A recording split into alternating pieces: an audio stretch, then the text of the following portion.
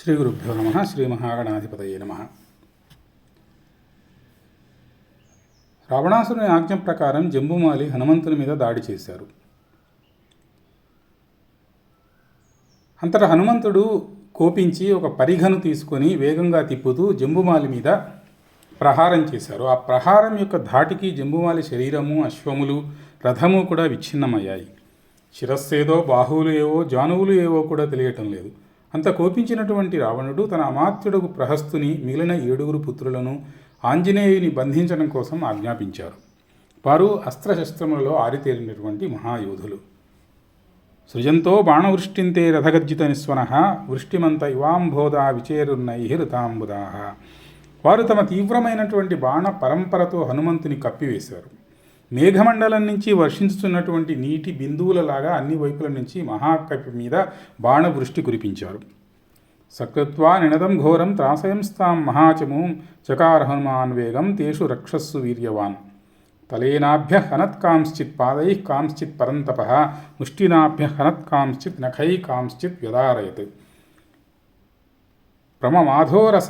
ప్రమమాధోరసాత్ కాంశ్చిత్ ఊరుభ్యామపరాన్ కపి కేచిత్తస్య నినాదేన తత్రైవ పతితాభువి. అంత మారుతి ఒక భీకరమైనటువంటి గర్జన చేశారు. వారిని సంహరించాలి అని నిశ్చయించుకున్నారు. కొందరు రాక్షసులు మారుతి అరచేతి వేటుకు, మరికొందరు ఆయన పాదఘాతాలకు, ఇంకొందరు ఆయన ముష్టి ఘాతాలకు, మరికొందరు మహాబలి యొక్క నఖముల తీవ్రతకు, మరికొందరిని ఆయన తన ఊరువుల మధ్య బంధించి యమపురికి పంపివేశారు. కొందరు రాక్షసులు మారుతి గర్జనల తీవ్రతకే మరణించారు. అమాత్యపుత్రులు 7 ససైన్యంగా హతమయ్యారు. సతాన్ ప్రవృద్ధాన్ నినహత్య రాక్షసాన్ మహాబలచండ పరాక్రమ కపి యుత్సురణ్యై పురరేవ రాక్షసై తదేవ వీరోభిజగామతోరణం. మహాబల సంపన్నుడు, చండ విక్రముడు అయినటువంటి మహాకపి మహాయోధులైన అమాత్యపుత్రులను హతమార్చి తిరిగి అదే ముఖద్వారంపై ఆసీనుడై ఇతర రాక్షసుల రాక కోసం ఎదురు చూస్తూ ఉన్నారు. స విరూపాక్ష యూపాక్షౌ దుర్ధరంచైవ రాక్షసం ప్రఘసం భాసకర్ణంచ పంచసేనాగ్రనాయకాన్ భవేదింద్రేణ వా సృష్టం అస్మదర్థం తపోబలాత్ సనాగ యక్ష గంధర్వాహ దేవాసుర మహర్షయ. అంత రావణాసురుడు సేనలో అగ్రనాయకులైనటువంటి విరూపాక్షుడు, యూపాక్షుడు, ప్రఘసుడు, భాసకర్ణుడు, దుర్ధరుడు అనేటటువంటి 5 మహాయోధులను హనుమంతుని బంధించడం కోసం పంపించారు. రావణాసురుడు ఇలా అనుకున్నారు, ఈ కపి సామాన్యంగా కనపడటం లేదు.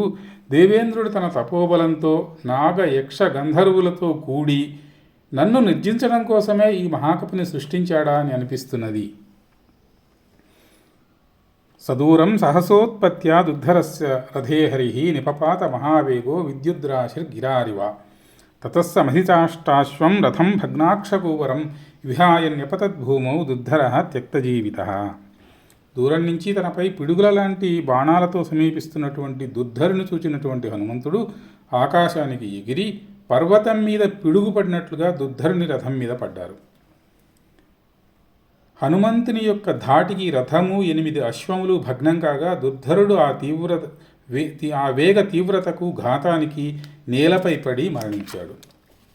అంత కోపించిన విరూపాక్ష యూపాక్షులు హనుమంతునిపై బాణప్రహారం చేశారు.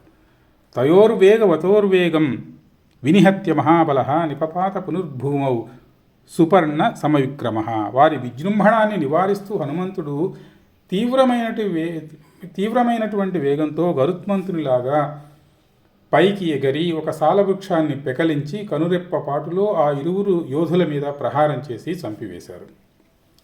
సముత్పాట్య గిరేశృంగం సమృగవ్యాల పాదపం జఘామ హనువాన్ వీరో రాక్షసౌ కపికుంజర కపిశృంగసు నిస్పిష్టౌ తిలశస్తౌ బభూవతు.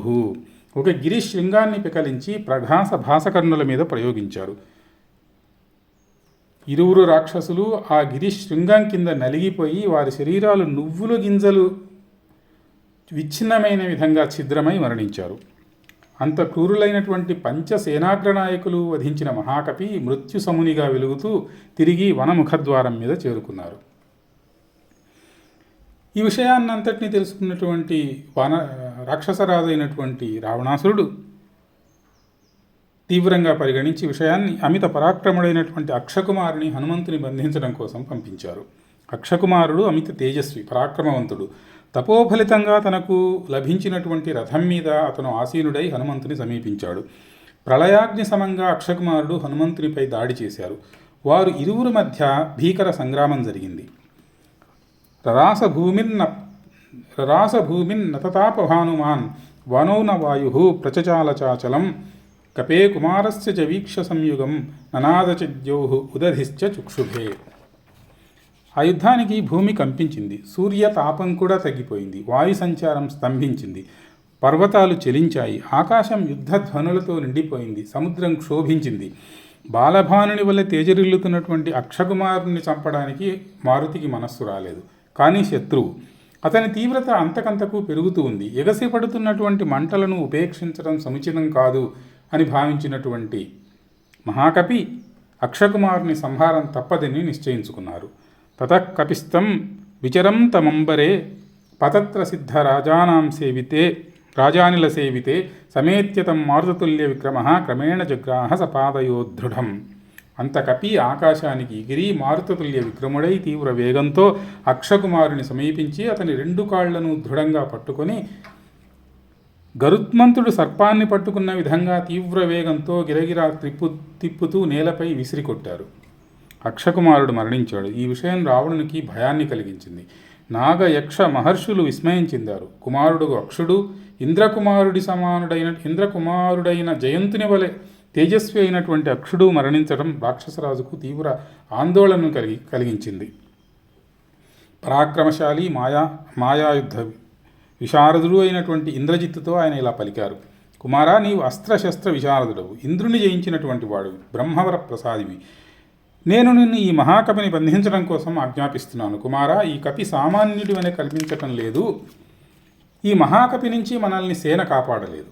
వజ్రాయుధం కూడా ఆ మహాకపి ముందు నిలవలేదు అనిపిస్తున్నది. కనుక బ్రహ్మప్రసాదితమైనటువంటి అస్త్రములతోనే నీవు ఇతనిని ఎదుర్కొనగలవు. అంత ఇంద్రజిత్తు సింహాలు పూంచినటువంటి రథంపై ఆసీనుడై మంత్రపూతమైన అస్త్రములతో అతడు హనుమంతుని ఎదిరించాడు. కానీ తన ఆయుధాలన్నీ ఆ కపివీరుని ముందు నిర్వీర్యం కాసాగాయి. ఆయన వేగము బలము చూచిన ఇంద్రజిత్తు ఈ కపిని ఎదుర్కోవటం ఎలా అని ఆలోచించాడు. తతః పైతామహం వీరః సోస్త్రమస్త్ర విదాంబరః సందధే సుమహాతేజాః తం హరిప్రవరం ప్రతి. అంతటా బ్రహ్మప్రసాదితమైనటువంటి బ్రహ్మాస్త్రాన్ని స్మరించి హనుమంతుని మీద ప్రయోగించారు ఇంద్రజిత్తు. తేన బద్ధస్తతోస్త్రేణ రాక్షసేన సవానరః అభవన్ విద్విచేష్టశ్చ పపాతస మహీతలే. అంత బ్రహ్మాస్త్ర బంధనం వల్ల మహాకపి నిశ్చేష్టుడై భూమి మీద పడిపోయారు. నమేస్త్రబంధస్య చ శక్తిరస్తి విమోక్షణైలోక గురోః ప్రభావాత్ ఇత్యేవ మత్వా విహితోస్త్రబంధో మయాత్మయోనేహు అనువర్తితవ్యః. అస్త్రబంధం ఆయన్ను బాధించలేదు. అంత హనుమంతుడు ఇట్లా ఆలోచించాడు: బ్రహ్మాస్త్ర బంధనం నుంచి తప్పించుకునే శక్తి నాకు లేదు అని భావించినటువంటి ఈ రాక్షస వీరుడు నాపై ఈ బ్రహ్మాస్త్ర ప్రయోగం చేశారు. కానీ బ్రహ్మదేవుని యొక్క వర ప్రభావంగా ఈ అస్త్రం నన్ను బాధించటం లేదు. బ్రహ్మదేవుని పట్ల గౌరవ సూచంగా నేను ఈ అస్త్రబంధనానికి కట్టుబడి ఉంటాను. తతస్థం రాక్షసాదృష్ట్వా నిర్విచేష్టమరిందమం బబంధుశ్చణవల్కైశ్చ ద్రుమచీరస్య సంగతైః సబద్ధస్తేన వల్కేణ విముక్తో అస్త్రేణ వీర్యవాన్ అస్త్రబంధ సచాన్యం హి నబంధం అనువర్తతే. హనుమంతుడు నిశ్చేష్టుడై భూమి మీద పడి ఉండటాన్ని చూచినటువంటి రాక్షసులు జనపనార తాళ్లతో ఆయనను బంధించారు. ప్రాకృత బంధనం ఎప్పుడైతే జరిగిందో బ్రహ్మాస్త్ర బంధనం సడలిపోయింది. మంత్రబంధనం ఉన్నప్పుడు ఇతర బంధనాలను ఉపయోగించరాదు అన్నది శాస్త్రం. ఇది చూసినటువంటి ఇంద్రజిత్తు రాక్షసుల యొక్క తెలివిమాలిన పనికి కలవరపడ్డాడు. కానీ హనుమంతుడు ఏమీ తెలియని వానిలాగానే అస్త్రబంధనానికి లోబడి ఉండిపోయారు. రాక్షసులతోనూ ఇంద్రజిత్తుతోనూ ఆయన రావణుని సభకు వెళ్ళారు. యథాక్రమం తైః విసృష్టః కార్యార్థమర్థస్య చ మూలమాదౌ నివేదయామాస హరీశ్వరస్య దూతస్య కాశాత్ అహమాగతోస్మి.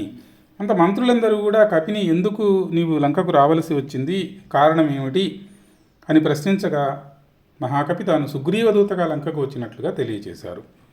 శంకాహతాత్మా తద్యౌస కపీంద్రం తేజసావృతం కిమేష భగవాన్ నంది భవేత్ సాక్షాదిహాగత.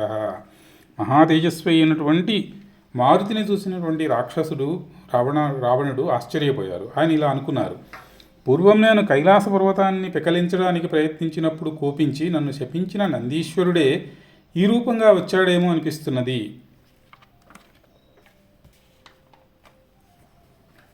అంతా హనుమన్ ఇలా చెబుతూ ఉన్నారు. రక్షణార్థంతు దేహస్స ప్రతియుద్ధ మయారణే అస్త్రపాశై నశక్యోహం బద్ధుం దేవాసురైరపి పితామహా దేవవరో మమాప్యేషోభిపాగతః రాజానం ద్రష్టుకామేన మయాస్త్రమనువర్తితం విముక్తో హ్యహమస్త్రేణ రాక్షసై స్వభిపీడితః కేచిద్రాజకార్యేణ సంప్రాప్తోస్మి తవాంతికం. ఓ రాక్షసరాజా, నేను స్వీయ రక్షణం కోసమే నీ అసుర వీరులను ఎదిరించడం జరిగింది. సురాసురులు ఎవరూ కూడా శస్త్రాస్త్రాలతో నన్ను బంధింపజాలరు. ఇది బ్రహ్మదేవుడు నాకు ఇచ్చినటువంటి వరం. నిన్ను చూడాలని కాంక్షతోనే నేను ఇంద్రజిత్తు ప్రయోగించినటువంటి బ్రహ్మాస్త్రానికి బంధనానికి కట్టుబడి ఉన్నట్లుగా నటించాను. ఈ విషయాన్ని తెలుసుకో. నేను ఇప్పుడు బ్రహ్మాస్త్ర బంధనం నుంచి పూర్తిగా విముక్తుణ్ణి. రాజకార్యంగా నేను ఇక్కడికి వచ్చాను. దూతోహమితి విజ్ఞేయో రాఘవస్యామి తేజసౌ శ్రూయతాం చాపి వచనం మమ పథ్యమిహం ప్రభో. రాజా, నేను అమిత తేజస్సుడు పరాక్రమశాలి అయినటువంటి శ్రీరామచంద్రుని యొక్క దూతను. నీ హితం కోరి కొన్ని మాటలు చెప్పాలనుకుంటున్నారు. రాజా, వానరరాజు అయినటువంటి సుగ్రీవుడు నీ హితం కోరుకుంటున్నాడు. సుగ్రీవాజ్ఞగానే నేను ఇచ్చటికి వచ్చాను. ధర్మాన్ని తెలిసినవాడవు, తీవ్ర తపస్సును ఆచరించి వరాల్ని పొందినవాడవు. నీకు ఈ విషయం తెలియదా? పరసతిని బాధించడం యుక్తం కాదు కదా. రాజా, శ్రీరామునికి కీడు తలపెట్టేవానికి త్రిలోకాలయందు ఎక్కడా కూడా సుఖం ఉండదు. సీతామాతను శ్రీరామచంద్రమూర్తినికి అప్పగించు. అది నీకు హితం కాగలదు. సీతామాత దర్శనం నాకు లభించింది. తదుపరి కార్యాన్ని శ్రీరామచంద్ర ప్రభువే నిర్ణయం చేస్తారు. తదలం కాలపాశేన సీతా విగ్రహరూపిణ స్వయం స్కంధావసక్తేన క్షేమమాత్మని చింత్యతాం. రాజా, కాలపాశ స్వరూపాన్ని సీతామాత రూపంగా నీవు స్వయంగా అపహరించి తీసుకుని వచ్చి కాలపాశాన్ని నీ మెడకు చుట్టుకున్నావు. ఇది నీకు క్షేమకరం కాదు. ఇక నీకు క్షేమం ఎక్కడిది? బ్రహ్మా స్వయంభూ చతురాననో వా రుద్రస్త్రినేత్ర త్రిపురాంతకో వా ఇంద్రో మహేంద్ర సురనాయకో వా త్రాతుం న శక్త్యాయుధిరామవధ్యం. రాజా, చతుర్ముఖుడైనటువంటి బ్రహ్మ కానీ, త్రిపురాంతకుడైనటువంటి రుద్రుడు కానీ, సురనాయకుడైనటువంటి ఇంద్రుడు కానీ రాముని నుంచి నిన్ను కాపాడలేరు. రావణునికి చాలా కోపం వచ్చింది. తస్య తద్వచనం శుత్వా వానరస్య మహాత్మనః ఆజ్ఞాపయద్వధం తస్య రావణః క్రోధమూర్ఛితః. ఈ వానరుణ్ణి వధించండి అని ఆయన ఆజ్ఞాపించారు. కానీ దూతను సంహరించడం తగదు అని విభీషణుడు నివారించారు. విభీషణుడు ఇలా అన్నారు, ప్రసీద రంగేశ్వర రాక్షసేంద్ర ధర్మార్థయుక్తం వచనం శృణుష్వ దూతానవధ్యాః సమయేషు రాజన్ సర్వేషు సర్వత్ర వదంతి సంతః. వైరూప్యమంగేషు కషాహిఘాతో మౌన్యం తథా లక్షణ సన్నిపాతః ఏతాన్ హి దూతే ప్రబదంతి దండాన్ వధస్తు దూతస్య ననఃచ్యుతోపి. రాజా, ఇతను ప్రబల శత్రువే, మనకు నష్టాన్ని కూడా కలిగించారు కనుక దండనార్హుడే. కానీ సర్వశాస్త్రాలు దూతను వధించడం ధర్మం కాదు అని చెబుతూ ఉన్నాయి. అంగవికారం చేయటము, శిరోమండనం గావించటము, వాతలు పెట్టడము, కొరడాలతో బాధించటము లాంటి పద్ధతులు ఆచరించవచ్చు అని ప్రాజ్ఞులు చెప్తారు. దూతను సంహరించడం మన శిక్ష నేను గతంలో ఎక్కడా కూడా విని ఉండలేదు. దూతను వధించడం వల్ల ప్రయోజనం మాత్రం ఏముంటుంది? ఇతన్ని పంపించిన వారిని మనం వధించాలి. ఇతన్ని వధిస్తే మరి మన లక్ష్యం ఎట్లా సిద్ధిస్తుంది? శత్రువుకు ఈ విషయం ఎలా తెలుస్తుంది? అతను ఎలా లంకకు రాగలడు? శత్రువు లంకకు వచ్చినప్పుడే కదా మనం అతన్ని వధించడం సాధ్యం అవుతుంది. కాబట్టి దూతను వధింపవద్దు అని చెప్పి విభీషణుడు తెలియజేశారు. నిశాచరాణామధిపోనుజస్య విభీషణస్యోత్తమ వాక్యమిష్టం జుగ్రాహ బుద్ధ్యాసురలోకశత్రు మహాబలో రాక్షసరాజముఖ్య కపీనాం కిల లాంగూలం ఇష్టం భవతి భూషణం తదస్య అధీప్యతాం శీఘ్రం తేన దగ్ధేన గచ్చతు. విభీషణుని వాక్యాన్ని మన్నించారు రాక్షసరాజు రావణుడు. ఆయన ఇలా అన్నాడు, వానరులకు వాలం ఆభూషణము మరియు ప్రియమైనది కూడా కనుక ఈ వానరుని యొక్క వాలాన్ని దహించండి. ఆజ్ఞాపయత్ రాక్షసేంద్ర పురం సర్వం సచత్వరం లాంగూలేన ప్రదీప్తేన అక్షోభి పరిణీయతాం. ఈ వానరుని తోకకు నిప్పు అంటించి లంకానగరం అంతా కూడా అన్ని కూడళ్లలో ఇతన్ని తిప్పండి. అంత రాక్షసుల హనుమంతుని తోకకు వివిధములైనటువంటి వస్త్రములను చుట్టి తైలాన్ని పోసి నిప్పంటించారు. శంఖభేరీ నినాదైస్తం ఘోషయంత స్వకర్మభి రాక్షసాం క్రూరకర్మాణ చారయంతి స్మ తాంపురీం. క్రూరకర్ములైనటువంటి రాక్షసులు శంఖములు భేరీలు మ్రోగిస్తూ మారుతిని లంకానగరమంతా కూడా తిప్పసాగారు. హనుమంతుడు లంకానగరం యొక్క అన్ని ప్రముఖ కూడళ్లను పరిశీలించసాగారు. ఇంతలో రాక్షస స్త్రీలు సీతామాత వద్దకు వచ్చి, దేవి, నీతో మాట్లాడినటువంటి కపి బంధించబడినాడు, అతని వాలానికి నిప్పు పెట్టి రాక్షసులు అతనిని లంకానగరం అంతా కూడా తిప్పుతున్నారు అని చెప్పారు. అంత సీతామాత ఇలా పలికింది, యద్యస్తి పతి శుశ్రూష యద్యస్తి చరితం తపః యది చాస్త్యేకపత్ని త్వం శీతో భవ హనుమత. నేను పతివ్రతను తాపసిని అయినచో హనుమంతునికి అగ్నిబాధ ఎప్పుడు కలగకుండు కాక, అగ్ని శీతలత్వాన్ని కలిగించుగాక. అంత అగ్ని హనుమంతుని ఎంతమాత్రమూ బాధించలేదు. ఆశ్చర్యపోయాడు మహాకపి. ఇది అదనుగా భావించి రాక్షసుల నుంచి తప్పించుకొని లంకానగరంలోని ప్రముఖుల భవనాలన్నింటినీ అగ్నికి ఆహుతి చేశారు. సముద్ర లంఘనము, సీతామాత దర్శనము, అశోకవనిక ధ్వంసము, దౌత్యము పూర్తి అయినట్లే లంకానగరం కూడా దగ్ధం కాపడి కపి యొక్క పని నెరవేరింది. ఒక్క విభీషణుని యొక్క గృహం తప్ప లంకాపురిలోని అందరి ప్రముఖుల భవనాలు దహనమయ్యాయి. హనుమత వేగవత వానరేణ మహాత్మన లంకాపురం ప్రతగ్ధం తత్ రుద్రేణ త్రిపురం యథా. రుద్రభగవానుని శరసంధానం వల్ల ఏ రకంగానైతే త్రిపురాలు ఏకకాలంలో భస్మమైనయో, అదేవిధంగా మహాకపి యొక్క పరాక్రమము లాఘవం వలన లంకానగరం దగ్ధమైంది. అంత హనుమంతుడు త్రికూట శృంగాగ్రతలే విచిత్రే ప్రతిష్ఠితో వనరరాజసింహ ప్రదీప్తలాంగూల కృతార్చిమాలి విరాజతాదిత్య ఇవాంశుమాలి. త్రికూటాగ్రాన నిలిచి అగ్నిమాల జ్వాలలతో పరివృతమై తేజరిల్లుతూ భాస్కరునిలాగా ఆయన ప్రకాశించారు. అంత మారుతికి ఒక సంశయం కలిగింది.